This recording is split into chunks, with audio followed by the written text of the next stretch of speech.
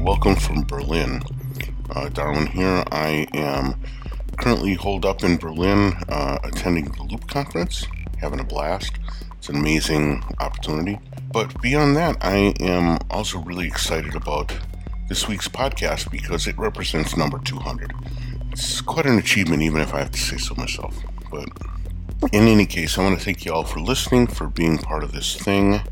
And I want you to enjoy listening to this podcast with Morton Subotnick, one of the people that really inspired me to get into electronic media and electronic music. So with that, here's Morton, and stay tuned at the end for a few things.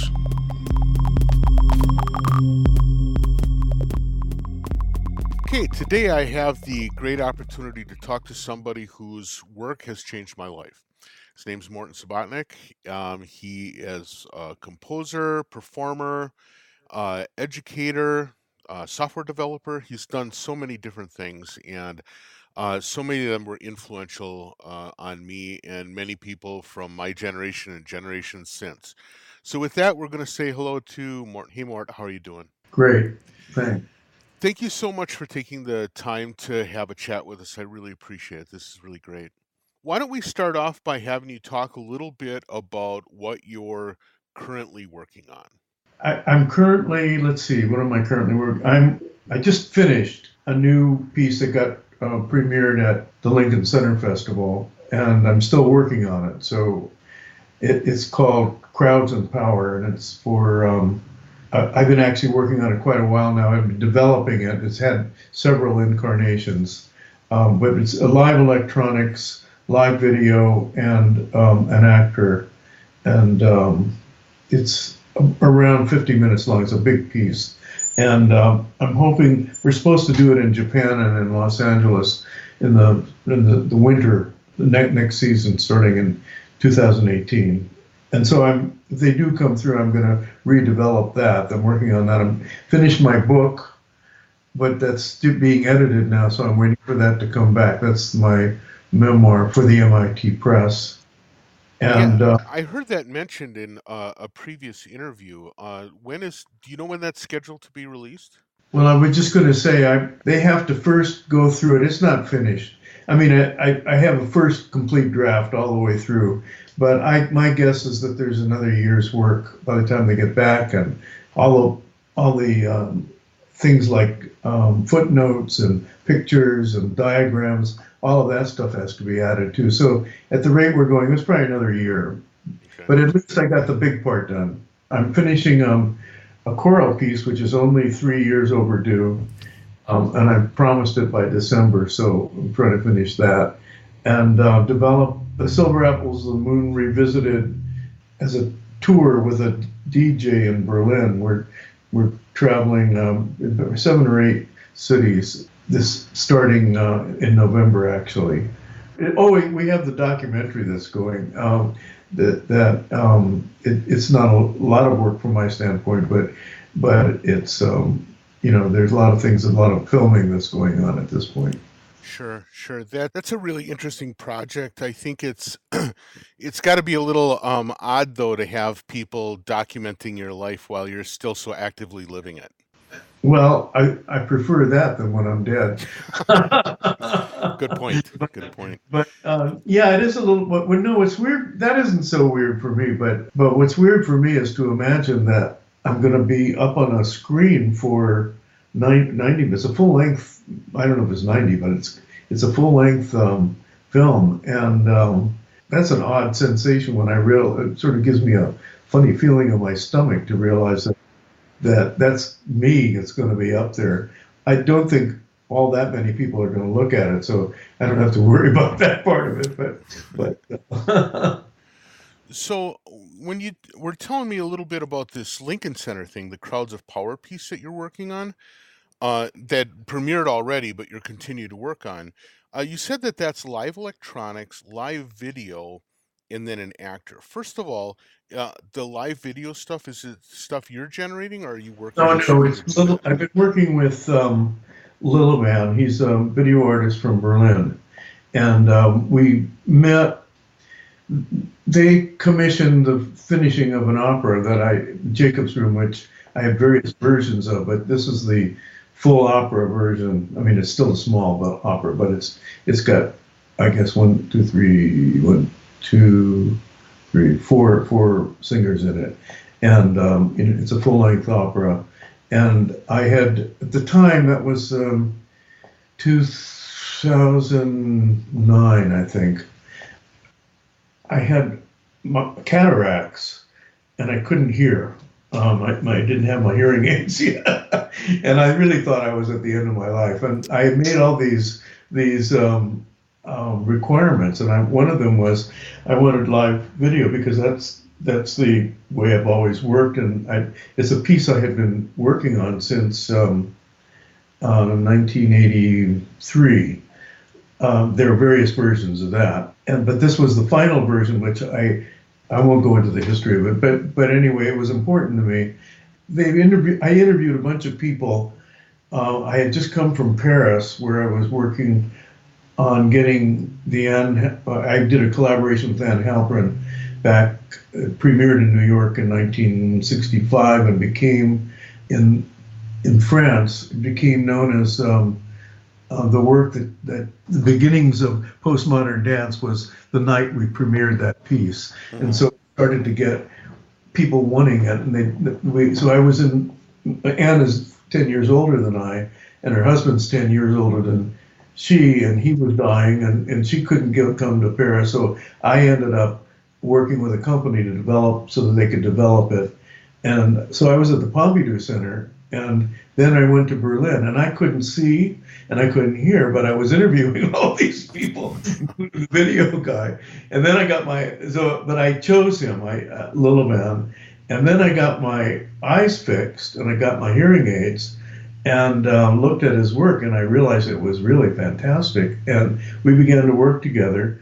And just before the premiere, which was a year or so later in Austria, they wanted me to perform live with video, like I used to do in the old days, to promote the opera. And I said, well, I just don't do that anymore. And I was doing laptop stuff, but I just didn't feel comfortable about doing that. And Don Buchla had made his 200E, and he wanted me to have a bunch of modules, and I said, well, I don't want to lug things around anymore.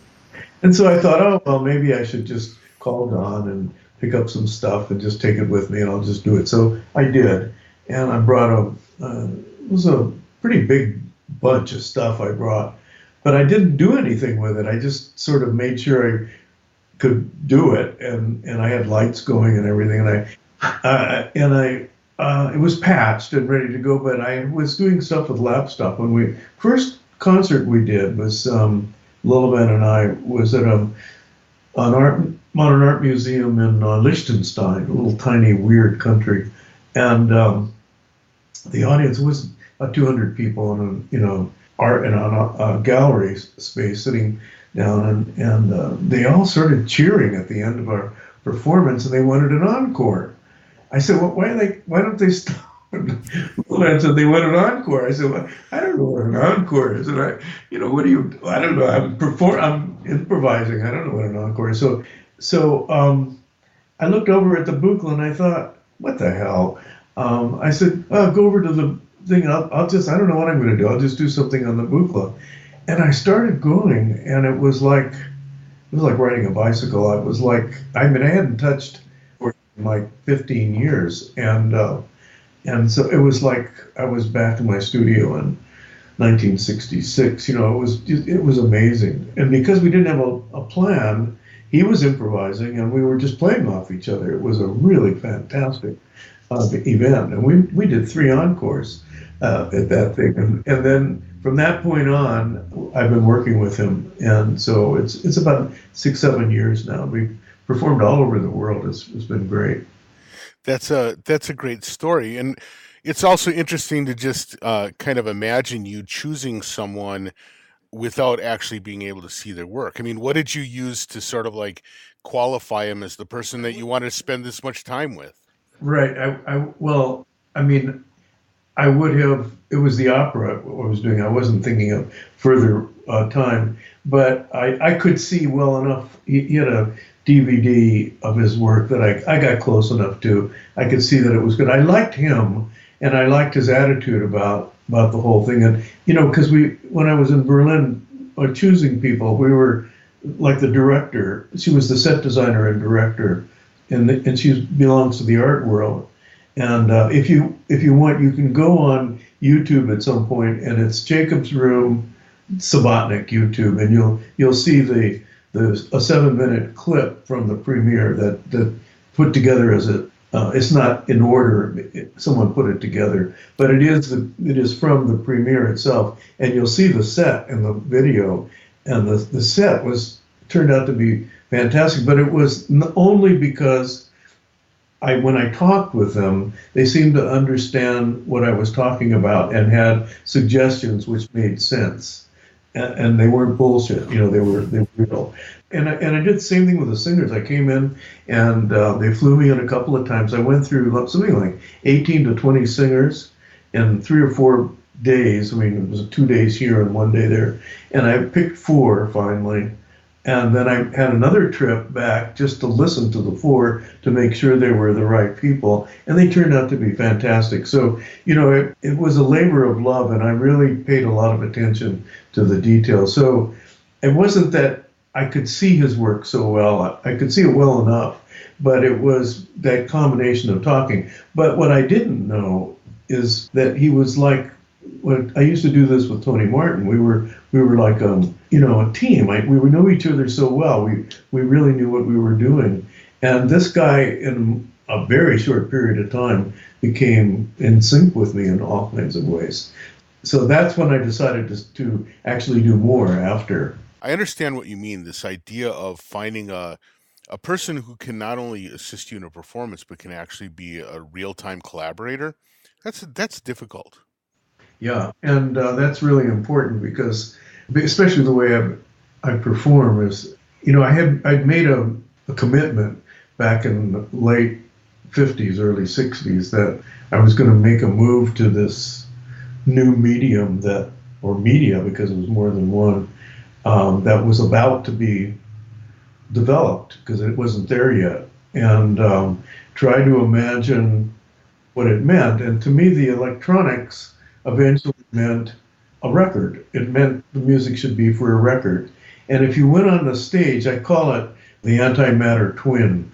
The making a record means that it's finished and it's perfect, and you've gotten rid of things you don't want. But what it's losing is the spontaneity. The antimatter twin is it's imperfect, and you can't get rid of anything, but what you do get is the spontaneity. So you do a similar, if I could get my studio onto the stage, I would do it, I would be working spontaneously, not developing something that was going to be perfect, because what I did in my studio was to do that, and then in post-production technique, put the record together, and edit. And I probably was one of the earliest people, because the long playing records were just coming out.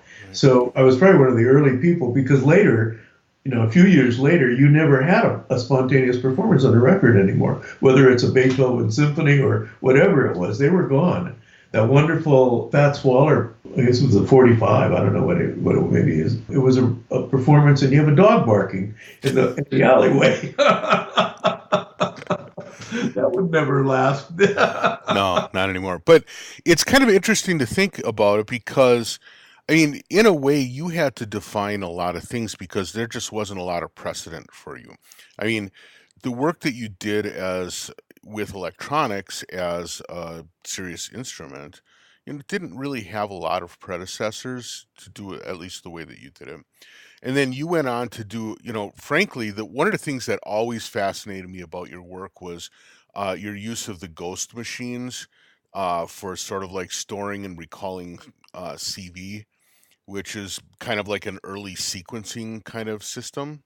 Actually, when I started, there wasn't anything before it. The Buchla was actually, by all counts, including Moog's, the first complete concept of a finished thing that was analog, that it could perform. The Moog was almost a year later by the time he made it. He had modules but there was no integrated concept for it, for that kind of thing. And Switched on Bach was 1 year later than Silver Apples, which is the first recording made with it. There were people working with tape and a few modules. There was a Maxwell coffee ad that went boop, beep, boop, boop, beep, boop. little beep, little drops of water and things. That was very popular during those days. But that was about it. There really wasn't anything, and it's hard to imagine. But what we had was the people like Stockhausen and Babbitt, and Babbitt was working with a big Mark II, the big, and writing and doing music that was 12-tone music. It was the same music he would written out that he would write for instruments, except he did it with a computer. And if you listen to ensembles, for instance, which is a piece for I don't know how many instruments, probably 12, but it's sort of a square wave, and which is sort of a clarinet, and a sawtooth, which is sort of a bassoon, and they play faster and more leaps than a human being could do. So what it ends up sounding like to kids now when I play it, it sounds like a cartoon, because it sounds like normal music, sort of like the cat whose arm goes out farther than an arm can go or gets squeezed. It's still a cat. It's really music. And the early pieces of Stockhausen were sort of very complex, very detailed pitch things that were studies, the etudes, the studies he did. Of course, when he did the Gesang, that then became something special in its. Right. But there was very little at that point. The commercial world had a few things, and that was it. I mean, that was the reason I got involved. I thought, my God, everything is going to change. It's going to be so common that it won't even be understood, because it's going to overtake everything that's happening. It won't be understood that there was a time there wasn't. Like, we don't understand the time there wasn't writing, for instance, or there wasn't language, or there wasn't a book.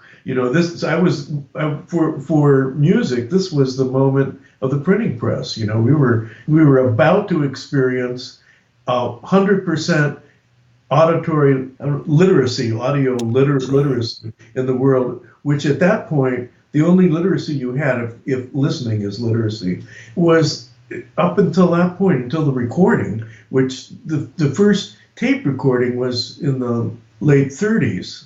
It was so bad that the story is that this guy who invented the magnetic tape, Sir Thomas Beecham, was coming to Berlin. He went to Berlin to conduct, and they introduced him to the magnetic tape and recorded his concert. And after, he said, "That's terrible." He said, "I don't want to ever hear anything like that." And didn't recording it until 1955. Oh my God! Oh, that's hilarious. That's how bad it was at that point. But what people don't really understand is that when I was starting in 1957, 58, there was really nothing that resembles what was going to happen. It was that 1959 moment, which I've recalled in a number of interviews and in the book, but it was a moment, I think it was either 59 or 60, it was before 61, where Bank of America came out with the first credit card.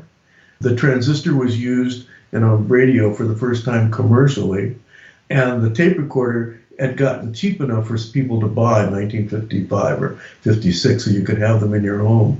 And with those things added up to me was the vacuum tube was over. And so the technology, in those days, 1950, late 50s, if you bought a single oscillator, a Hewlett-Packard oscillator that had the big knob on it, they still do, they go, ooh, that was $400.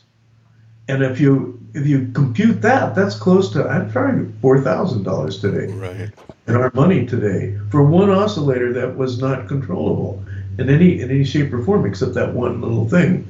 So if you made a studio in those days, an electronic music studio with that equipment, and amplifiers were hundreds of dollars.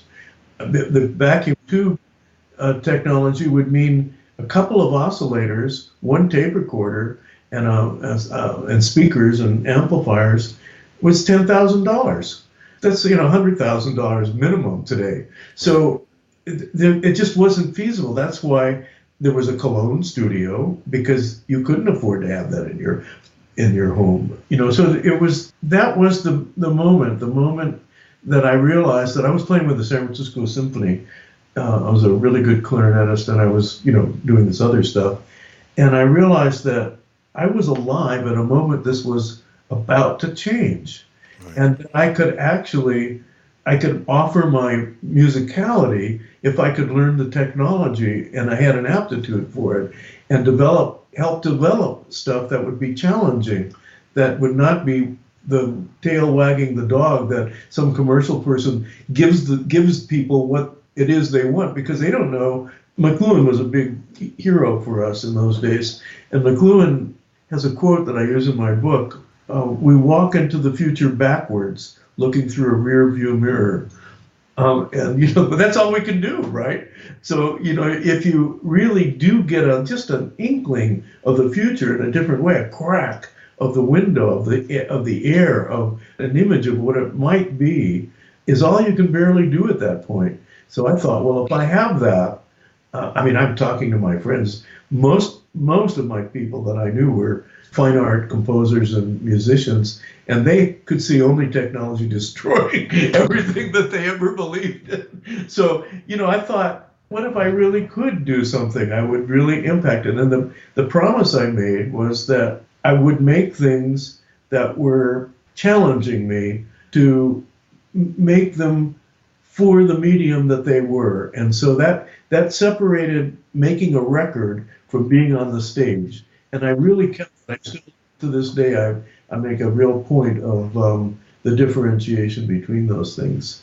My friends, the Veselkas, often talk too about this idea of almost like being honest to the medium that you're working in. Oh yeah, Woody and I spent a lot of time together. Yeah, and I'm just wondering, at that time, so you were a clarinetist in a very traditional kind of musical environment. Who were the people, and what were the kinds of things that propelled you into looking at these changes in society and saying that this is going to change art?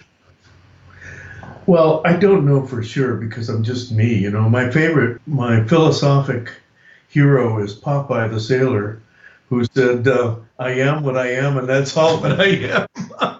So I can't really tell you, but I did have to deal with this just recently, because the documentary people wanted me to write something about silver apples of the moon. They're going to use the liner notes, but they wanted me to write something for a little essay or something. And so I did, and I ended up with the question that I'm asking myself in this. It's not in the book, it's just something I just did the other day, and it's a question I was asking myself. I had this image, that crack, that was an image like there would be record companies would commission work for the record. It would become the way in which electronics records were going to be. I sort of knew that wasn't going to happen, but that was my image, and I have it on my liner notes for Silver Apples of the Moon. And then I realized as I'm writing this, I realized I was wrong. It was right, but the record disappeared. We don't have record players anymore. That's the future. And I say in this thing, I said, I had a very imperfect, it was a great vision. Everybody looks at it like, oh boy, you saw the future, but it was wrong. It was imperfect. And I said, where we are now is, it's all going to be in the cloud. The record player, the object, is no longer in existence. It's a cloud. And the speakers and the amplifier you carry with you without wires, and subways anywhere you go. I didn't see that. And then all of a sudden I remembered something else, and I said, I don't know where the idea came from. And then I remembered something else suddenly, and I wrote it.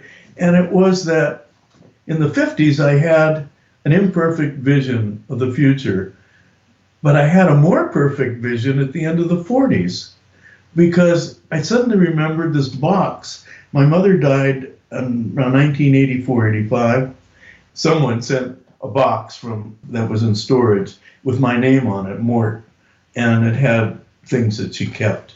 And close to the top, Joan and I were going through it, and close to the top is this handwritten, of course, short story I did for an English class in high school. And I was always on the edge of flunking, and then when I realized I didn't want to flunk, so I would do something, and this is one of those things that I did. It was not even extra credit; it was supposed to be get handed in, but I got it so I would get a D and not fail.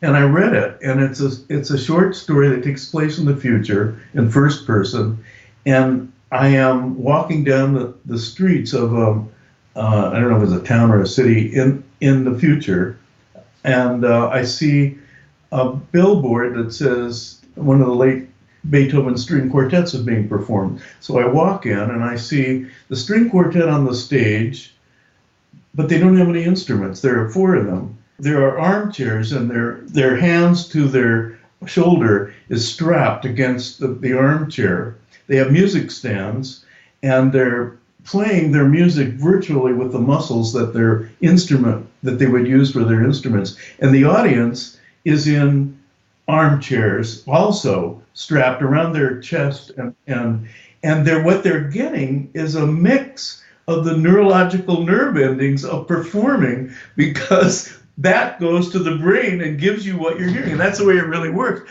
And I don't remember writing this thing, and it's there. And I thought, where did I get an idea like that? I mean, so I don't know. This was just part of, when I was a kid, really a kid, I was in fourth grade.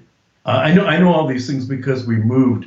I was in 4 grade schools, 2 junior highs, and 2 high schools. My parents moved me out. That's why my stuff was in a box somewhere. So I remember this was the beginning of my time at this particular house that we lived actually for 3 years in. It was around 4th grade. We had to take these tests, which turned out to be the first. I don't think they were IQ tests, but they might have been some. But they were aptitude tests.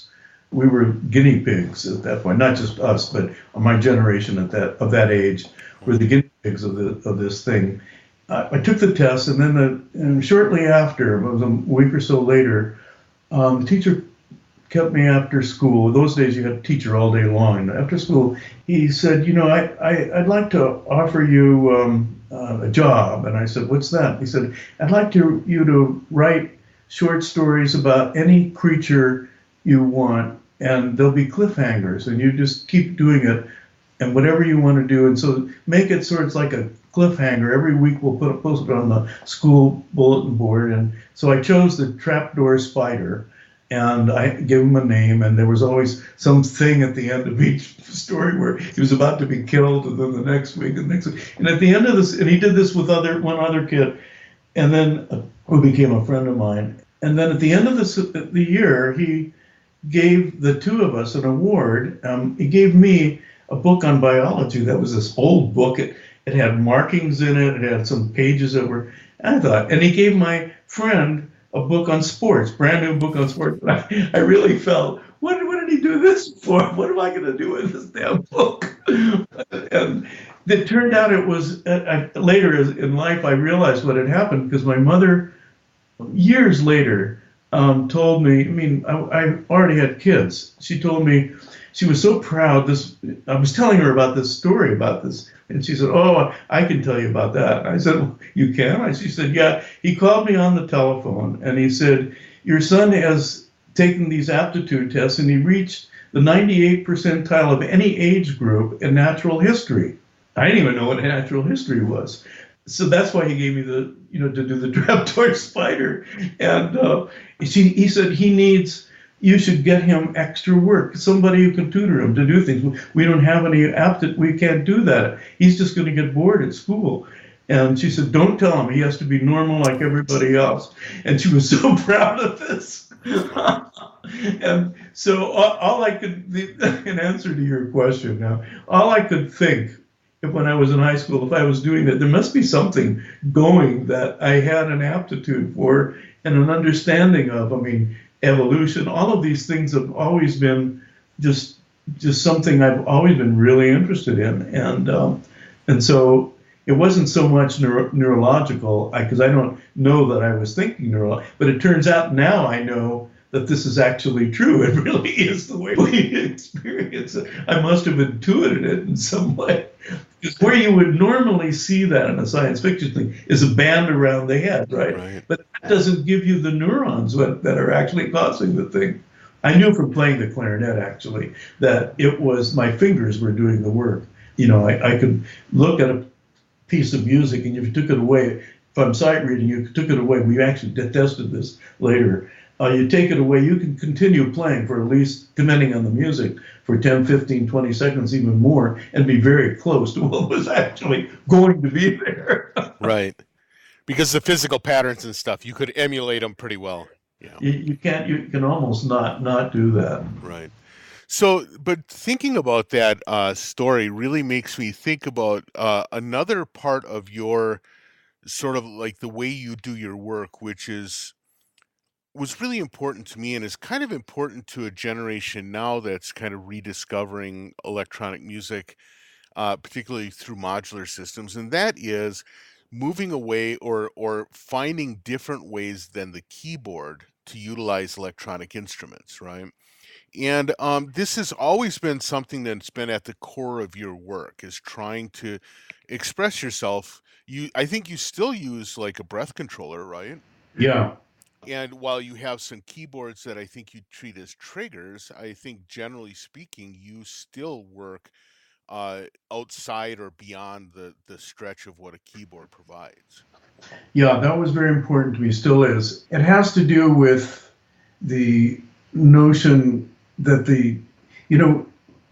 I think it's 40,000 years ago we found, is the first fragment of a flute that we found.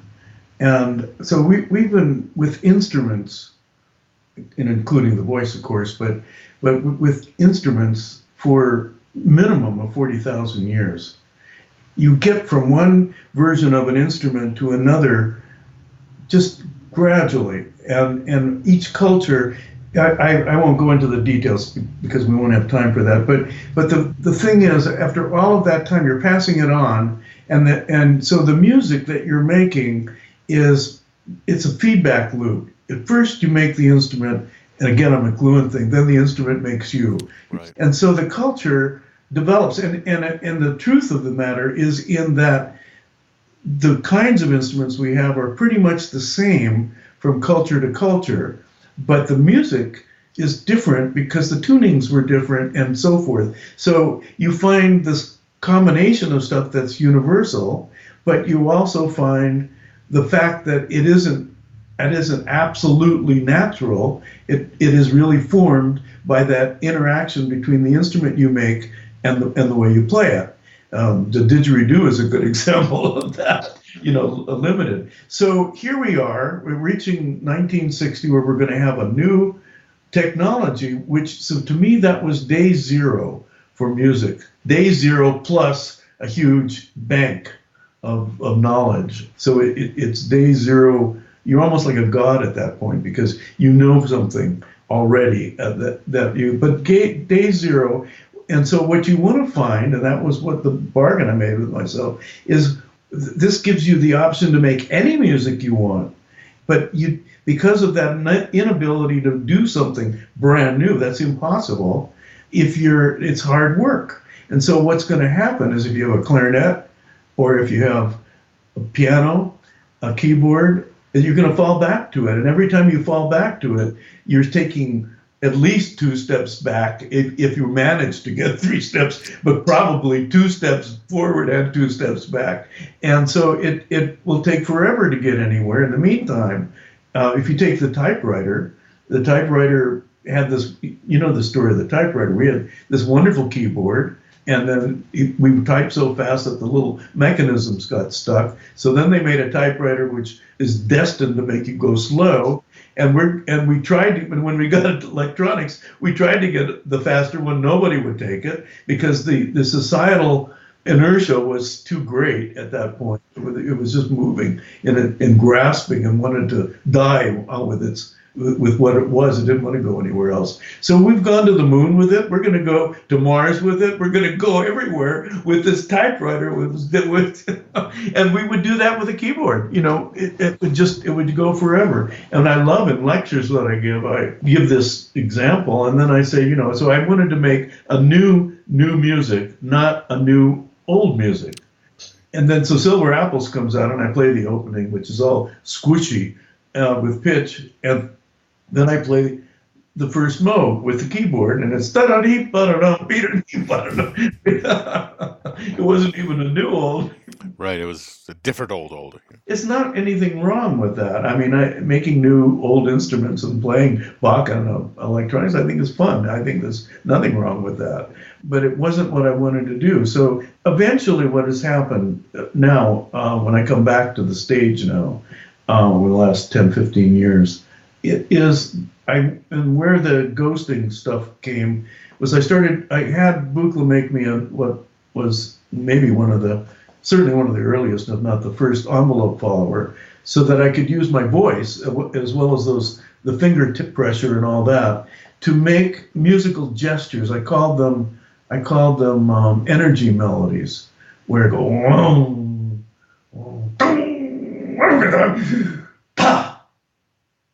that's music, the energy for some music, and then I would record it and then splice out. So I would do maybe a minute or so of an improvisation that was a guided improvisation with fast, slow, whatever, and then take paper leader and mark off whoa, and then put leader there, and I would go whoa, whoa. So I could think whoa and put leader before and after it and mark it, and then patch the entire Buchla to do all the things that you could do with that. That was the control voltage, right. The envelope for pitch, for everything, until I got a bunch of recordings that were, wonderful from the electronic standpoint. Do this with huge patching changes, and then if you take the leader out, you have Until Spring. Right. That's exactly how Until Spring was done from beginning to end.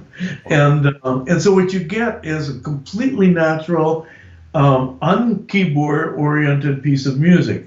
But now in public, I sometimes I've been fascinated with using pitch in a new kind of way, but really pitch, real beautiful, like a ooh, pure, and then making gestures of simply detuning it a little bit from itself.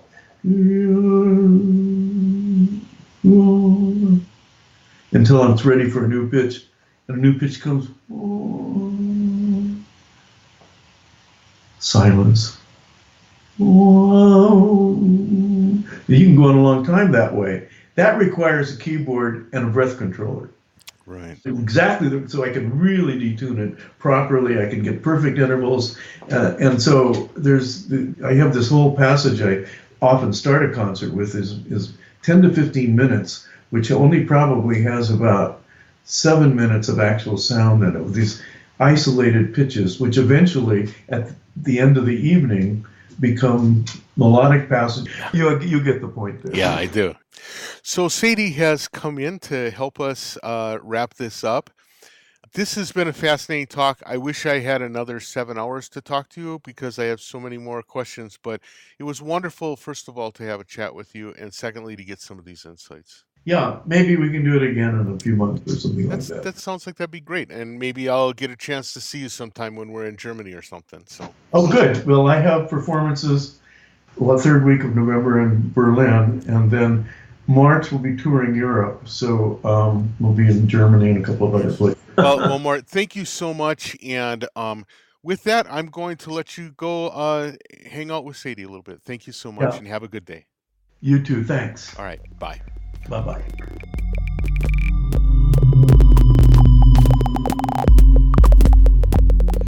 All right, and thanks to Sadie the dog for kind of helping us put an end to that one. It's pretty fun. So again, I want to thank you all for continuing to listen. 200 podcasts, that's amazing. Given that I started this off on a kind of a lark, it's really become quite a historical record. So it's your listening and your support that's kept me going through all this. With that, I am going to sign off for the week. We have a lot of interesting stuff coming up. If you can kind of stay in tune with what we're doing here, I'd really appreciate it. Besides that, I'm going to let you go, and we'll catch you next week around. Bye.